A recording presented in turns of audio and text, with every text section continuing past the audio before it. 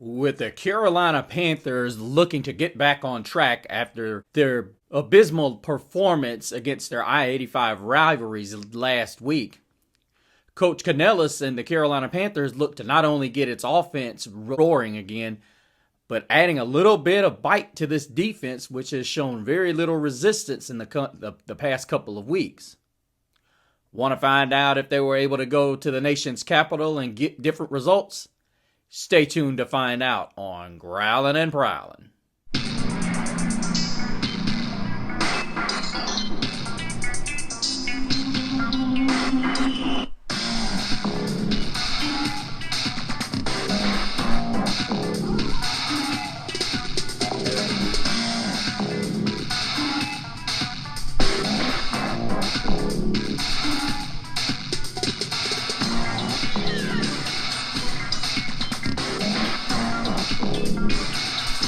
Welcome back, Panther Nation.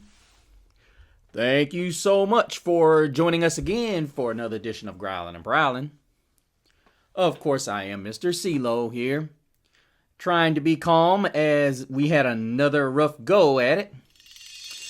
But I'm grateful as we have, most of you know, the previous show, we had hit our 100 subscriber. And I must say, that's right, perseverance and great fans like yourselves are the reason why we're there. Talking about some of the same things that you probably wish you could say and get a voice out there or whatnot. But that's what I'm here for. But guys, listen. I'm so grateful and I'm happy. I'm ecstatic for what we're doing. But, you know, I wish I could be doing this with different results. And I'm going to be honest with you. A lot of the reason I started my show was because that we had the number one pick and Bryce Young was there was a lot of talk, but we can't change that now. We're here. This is what it is, and this is where it's at. Now, taking care of a little bit of housekeeping. L. E. O'Rourke, 1599. Sarah E. O'Rourke. I'm sorry, I'm butchering this name. Sarah E. O'Rourke, 1599, said, "As a Falcons fan, our running game was on and we looked great. Good game, though it's a pleasure to have a solid rivalry match after years of pain." I don't know if, Sal, unless you mean a win. I'm not trying to be funny, but yeah, I mean, I wouldn't say it's been a solid rivalry. I mean, we've been pretty much down in the dumps the last couple of years. We've shown some promise at times, but you guys have pretty much ran this rivalry to the point I can't even make a wager with one of my friends who's an Atlanta Falcon fan because I keep losing money. At least if it happened, you know, it would balance itself out. You know, I would lose my money one week and the next week he'd give it back to me, and it got to a point where we just said, okay, if whoever sweeps, it's basically double or nothing. But thank you for the comment. He's going to be, and if somebody sees this, please put the pronunciation in the comment because, guys, listen, I read well, but the problem is this one here is difficult, and this is no knock on you. This is, you know, some of them are just a lot simpler than others, but this one, and if you know, I'm no disrespect, I'm sorry, it's just, but yeah, I appreciate the comment. Let us get down to the meat and potatoes of this game that was not fun. It was not even a game that I could look at and say we had any kind of positives. I mean, I'm just Commanders 40, Panthers 6, as the boys in blue fall to 1-6 after Sunday's contest in DC. So, you know, looking at this game in its totality, there were very few things I could look at and say, hey, was there any things to look positive about? The reality of it is, when you look at the totality of this game, there weren't a lot of positives to take away from it. And I'm not trying to put any of the guys down, but the truth is the truth, and it's absolutely painful to watch. I mean, it's totally and utterly very tough to watch when you you really think about the entire overall picture of what this game was. I mean, I think, if I recall correctly, we scored the least amount of points in this week. And no, I'm sorry. That title would belong to the Giants. But you at some point, you can't have the offense and the defense playing not well. And the reality of it is, I can't even put it all on the defense this time, because as I told a lot of you, Andy Dalton was due for just an Andy Dalton type performance. I mean, look at the numbers. 11 for 16, 93 yards, 2 interceptions. I'm sorry, this is unacceptable. The only thing that I thought we did right was Chuba Hubbard had 17 carries for 52 yards. But here's the issue I have with that. I want you guys to follow me, and follow me very closely. Follow me very closely when I say this. Here's the true blue issue here. When you look down at this football game, you had 17 carries, 52 yards for Chuba Hubbard and a touchdown. Now, here's why I had a problem with this. Because the first 2 drives, now this is just my opinion, you get caught up in the first drive turned into an interception touchdown. And here's the reason why this is a problem. Because you're getting into the habit of where you're wanting to throw the football on first down. Not a fan of that. Because everybody's starting to take your tendencies. Okay? You're trying to get in second and short.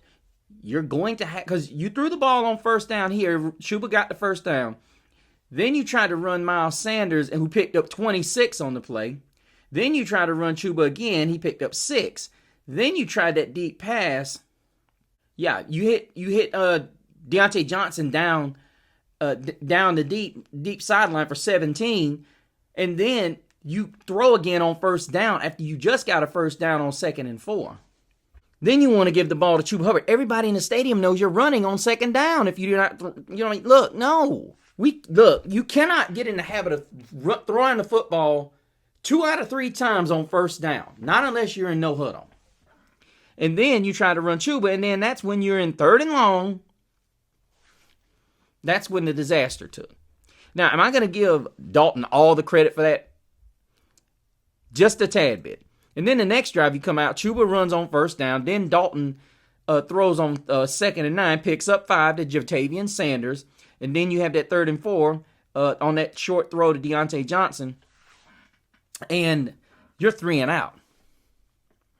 I don't see any reason why you can't run the football there. I really don't see any reason why you cannot run the football. And then on the very next play, you get a short pass on first down yet again, and then you go, which got 10 yards on a first down, but then you come back again and you're throwing the football. Can't happen. See, you've already got 2 interceptions before the end of the first quarter. The end of the first quarter. And it doesn't get any better. You go first down, Chuba Hubbard up the middle. Then you go Chuba Hubbard 2nd down to 6. He gets 1. Then you get a sack by Frankie Luvu, whom, in my opinion, was a huge part of this game. So you pretty much were trying to figure out a way to stay balanced, meanwhile throwing the football. And the thing that got me is that you're not being creative you're sitting there playing like you have all day to chip away. Listen, you're not a good football team. You need something positive. And the thing is, you know what kind of commander defense you have. Because the reality of it is, let's look at what they had. We already knew about Frankie Luvu. The guy had 4 tackles and he had that sack. And then, not to mention, you had Cleveland Farrell and Bobby Wagner. And I want to bring your attention to this coach of Arrow, Jeremy Chinn. 6 tackles. He had more tackles than Frankie Luvu.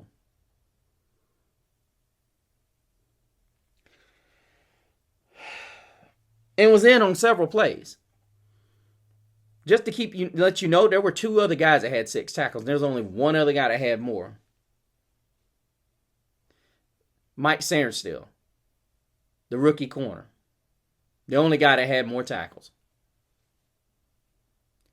So this is where I'm at when I watch the way our defense is not playing well.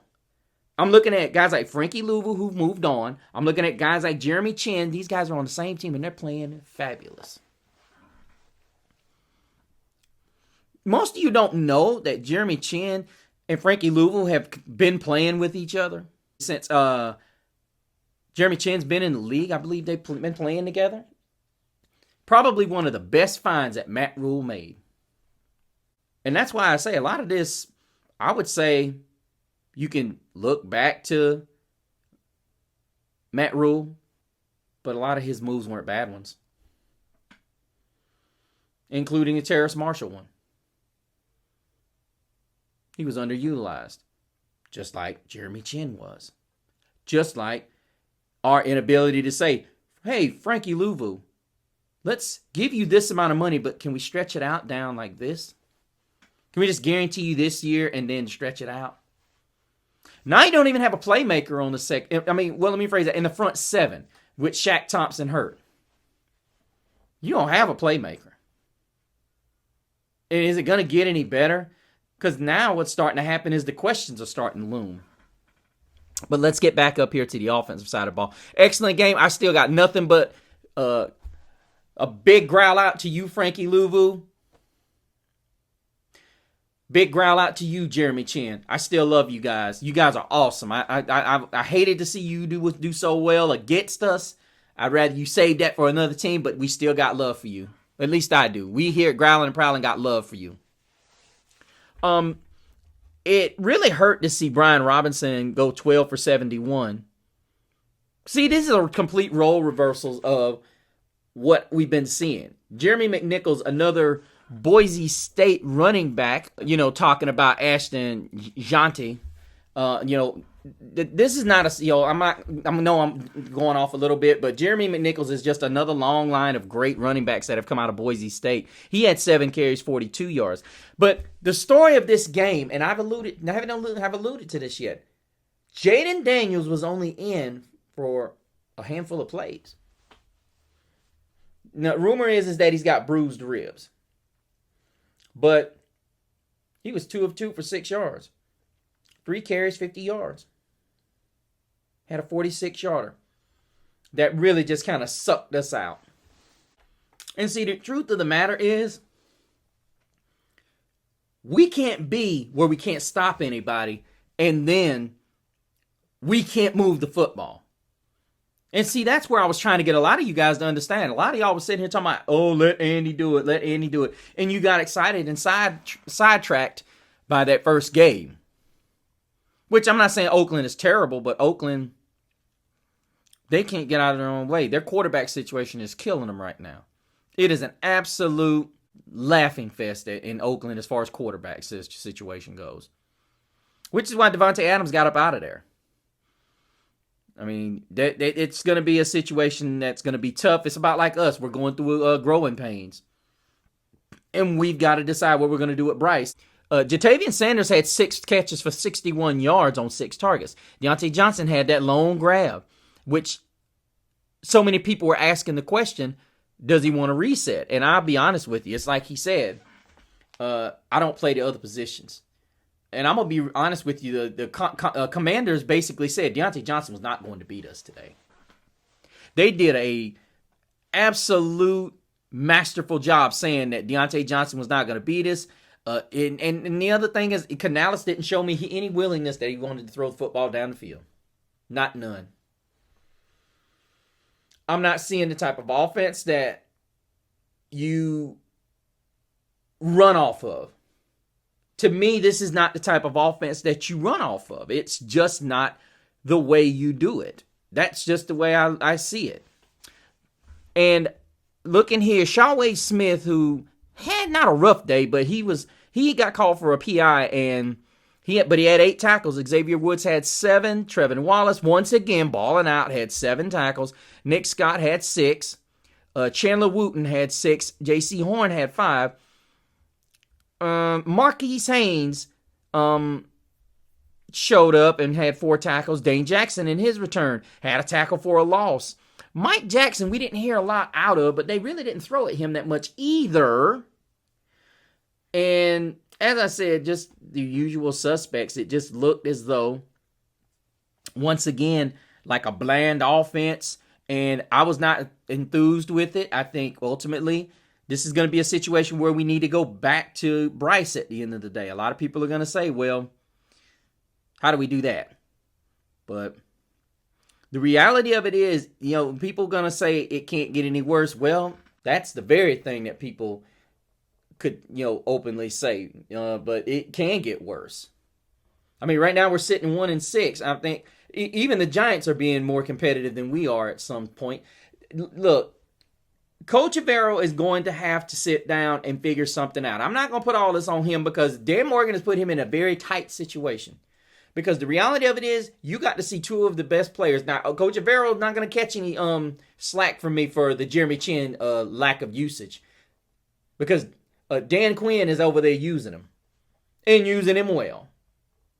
So you can't tell me you couldn't have stuck this guy in there somewhere. See, they talked about Frankie Luvu using him in the Micah Parsons role, but he's using Frankie Luvu in an assortment. He's using Jeremy Chinn in a lot of assorted ways. So I don't understand what it was that you couldn't do with Jeremy Chinn that Dan Quinn's able to do. I loved what they did yesterday. And you had guys like Dante Fowler who only had 2 plays, but he had 1 huge play, which was that sack and, which was that tackle for loss. They've got a lot of guys that other teams didn't want. The Cleveland Farrells, the Sheldon Days, the Dante Fowlers. These are guys nobody wanted. And they filled their roster out. And look, they're 5-2. Now, we must say, over here at Growlin' and Prowlin', we wish the best. Nothing but the best, and we hope you get better fast, Jaden. We love watching you over here. And we hope you get well soon. But guys, let's look over here at what they said, the PFFs for the week. Once again, we've got great grades up the offensive line. Brady Christensen, 85. Jatavian Sanders, 82.5. Ike Ekwonu, 80. Robert Hunt, 70. Damian Lewis, 69.8. Those need to go up, Damian. You can pay too much money for that. Sorry, guys, I have to say it. Call it like I see it.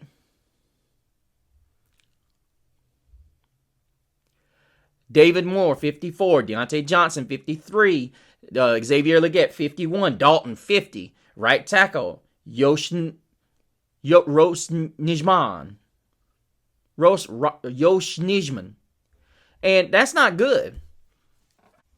And that's not good when you're backing up one of the cornerstones of this offensive line, Taylor Moton, who's been a stamp there. So you got to do better. You got to do better. I mean, these numbers have to come up. And looking at the best of the defense, J.C. Horn had a 74. Deshaun Williams, 69. Xavier Woods, 67. Chandler Wooten, 67. Lonnie Johnson, who played safety, 66. And then we got Shaw Wade Smith, whom they're talking about, had a 41. Marquise Haynes, 39. He did miss a tackle. Nick Thurman, 39. Shy Tuttle, 38. Thomas Incoom, 36. I don't understand why Troy Hill was released so that Shaw Wade Smith could do this. Maybe it's the Panthers are on the verge of saying, hey, this season is a wrap. And I don't know. I really don't know because, as I said, I get it.